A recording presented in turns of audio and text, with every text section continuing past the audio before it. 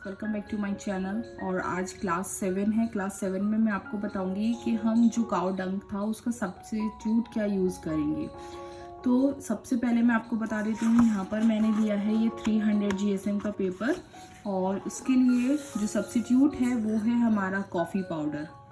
Coffee powder, जी हाँ, ये हर घर में आपको इजीली मिल जाएगा। आपको काऊ डंग के पीछे भागने की ज़रूरत नहीं है। यहाँ पर हम इजीली यूज़ करेंगे इसको।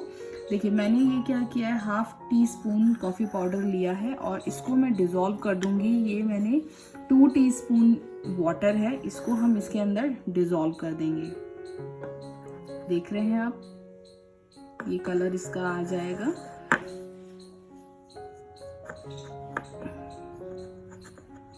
अब ये लिक्विड हमारा रेडी हो गया है और इसको हम अप्लाई करेंगे कॉटन से। कॉटन से क्यों करेंगे? क्योंकि कॉफ़ी पाउडर हमारा बहुत ही सॉफ्ट होता है और मतलब आप कह सकते हैं कि बहुत ही महीन पाउडर होता है, तो इसको हम इजीली कॉटन से अप्लाई कर सकते हैं। तो इसका जो भी लिक्विड हमारा रेडी हो गया है, मैं अपने इस पेपर पे इसको अप्लाई करके आपको दिखाती हूँ।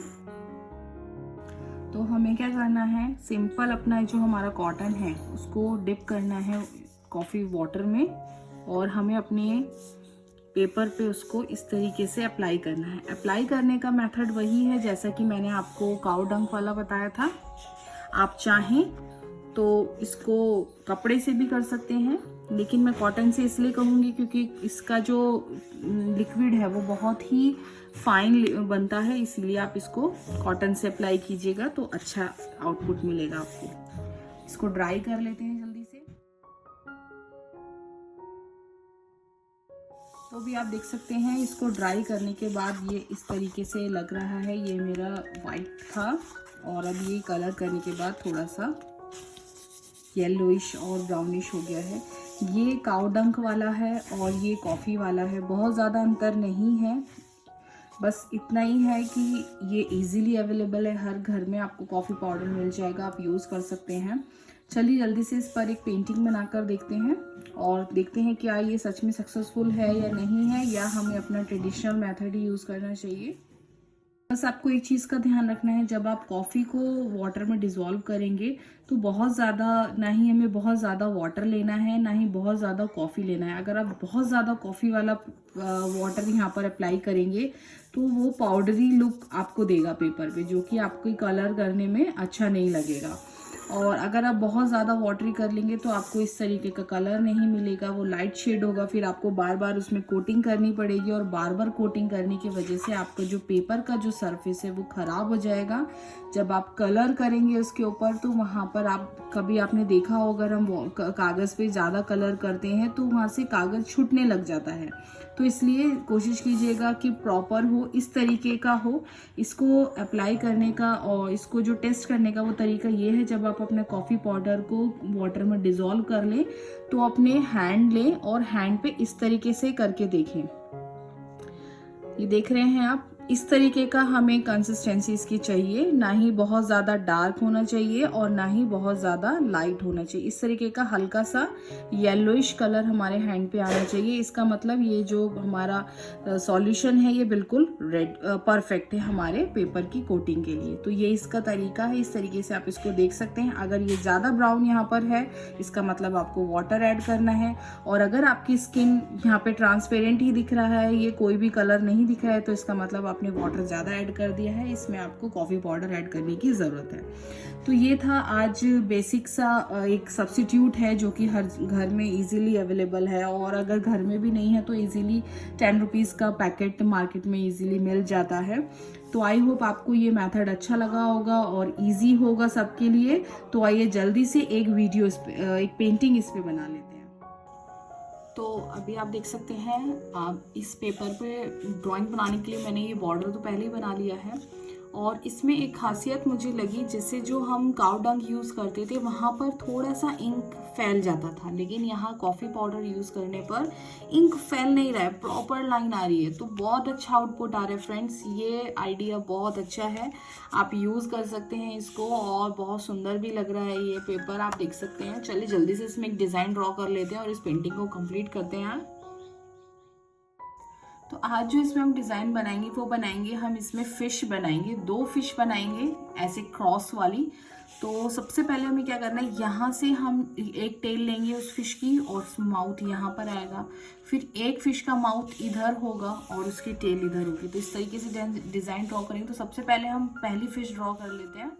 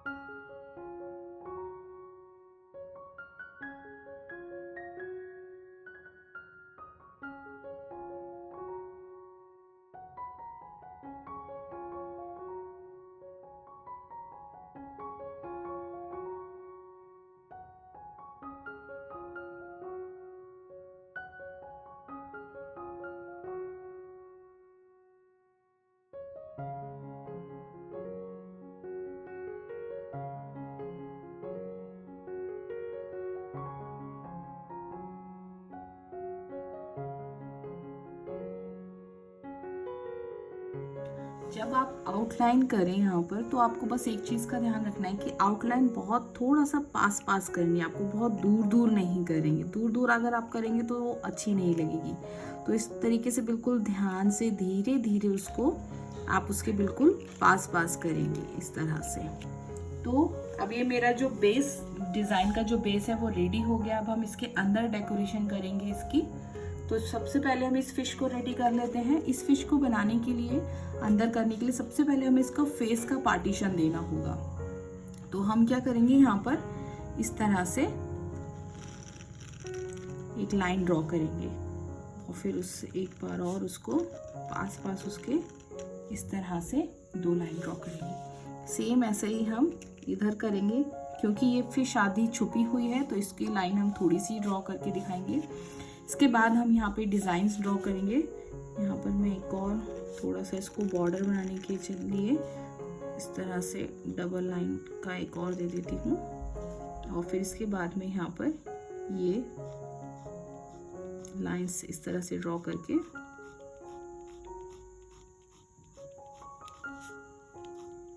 इसको कंप्लीट करेंगे।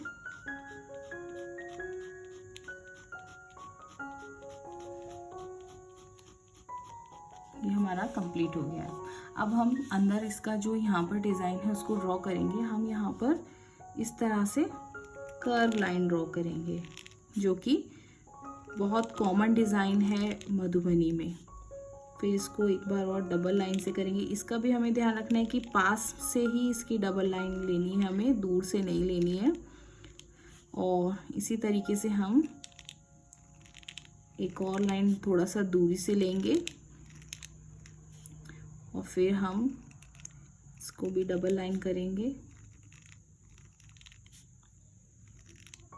इस तरह से। तो इस तरह से हम पूरी फिश में करेंगे। और एक चीज़ का बस ध्यान रखना है हमें कि जैसे हम यहाँ पे हमने थोड़ा सा बनाया, फिर यहाँ थोड़ी दूरी पे बनाया, हमें थोड़ा छोटा साइज़ बनाना है। जो हमारे सेमी सर्कल्स हैं ना, उनका थोड़ा साइज़ छोटा रखना है। अगर हम यहाँ पर बहुत बड़ा बना देंगे तो हमारी फ़िश का और जो अंदर ये डिज़ाइन है वो मैच नहीं होगा और आपकी जो पेंटिंग है वो छोटी लगेगी और अटपटी भी लग सकती है। तो इस चीज़ का ध्यान रखना है कि हमें हमेशा हमारे पेज के साइज़ के अकॉर्डिंग हमें अपना डिज़ाइन ड्रॉ करना है। अगर हमारा आर्टिकल, जो हमारा मोटिव है वो छोटा बन रहा है, तो हमें उसके अंदर की जो बारीकियां हैं वो भी स्मॉल देनी है, बहुत बिग नहीं देनी है। ये चीज़ आपको थोड़ा सा ध्यान रखनी पड़ेगी। और मैं मानती हूँ कि जब आप धीरे धीरे प्रैक्टिस करेंगे तो आप आराम से ये सब चीज़ें समझ जाएंगे कि हमें कब कौन से मोटिव में हमें किस तरीके से डिटेलिंग देनी है। छोटा मोटिव है तो हमें छोटी छोटी चीज़ें बनानी है।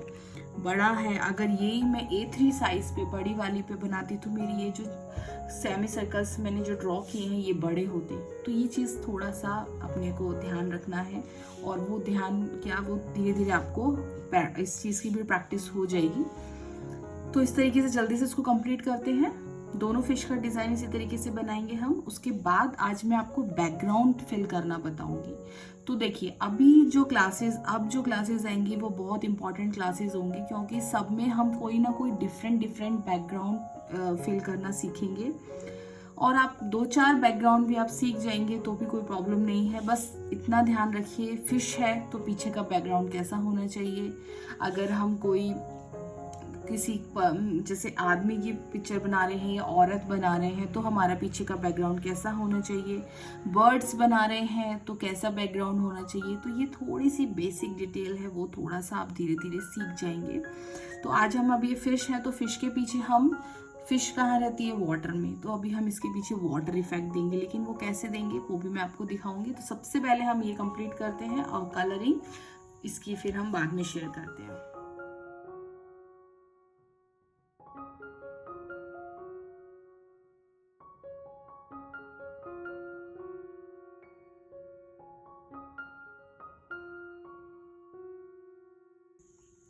अब हम बनाएंगे इसका बैकग्राउंड, उसके बाद हम करेंगे कलरिंग। तो बैकग्राउंड बनाने के लिए मैं यहाँ पर बनाऊंगी सेमी सर्कल्स इस तरह से। ये इससे पहले वाली पेंटिंग में भी मैंने आपको दिखाया था, लेकिन उसमें मैंने कलर ब्लैक किया था। यहाँ पे हम वाटर इफेक्ट देंगे इसको।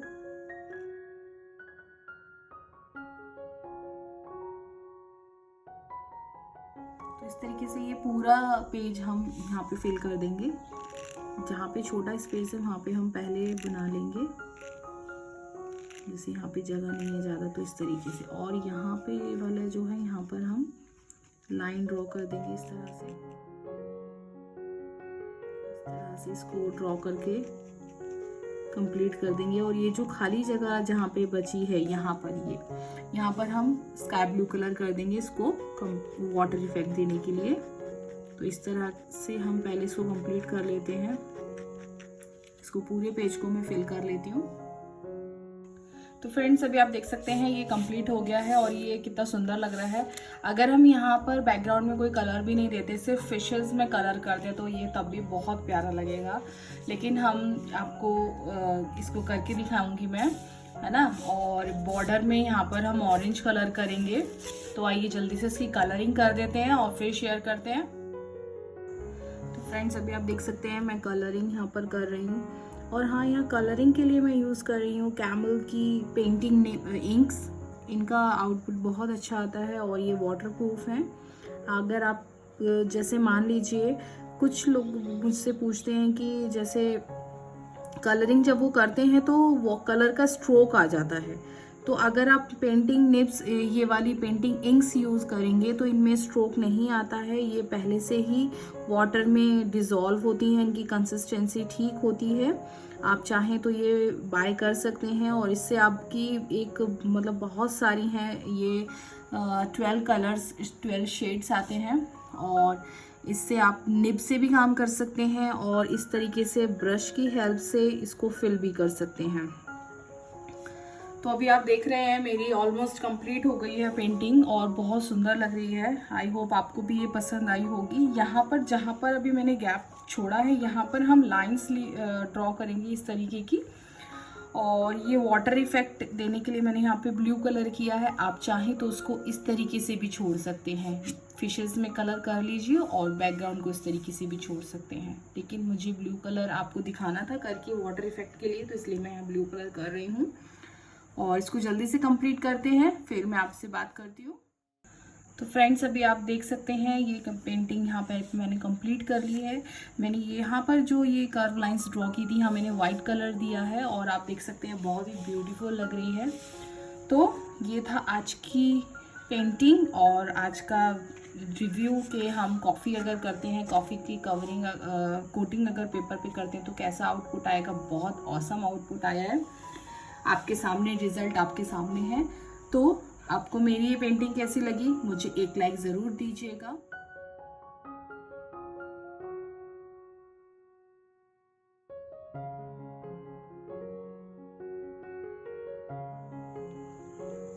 तो ये है अब तक की जो क्लासेस में मैंने आपको पेंटिंग सिखाई हैं।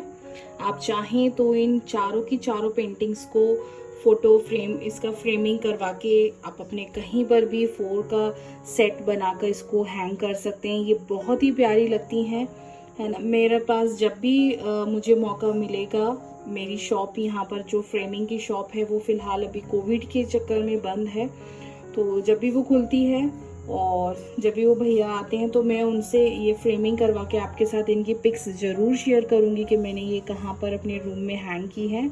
तो आपको कैसी लगी ये पेंटिंग्स मुझे ज़रूर बताइएगा।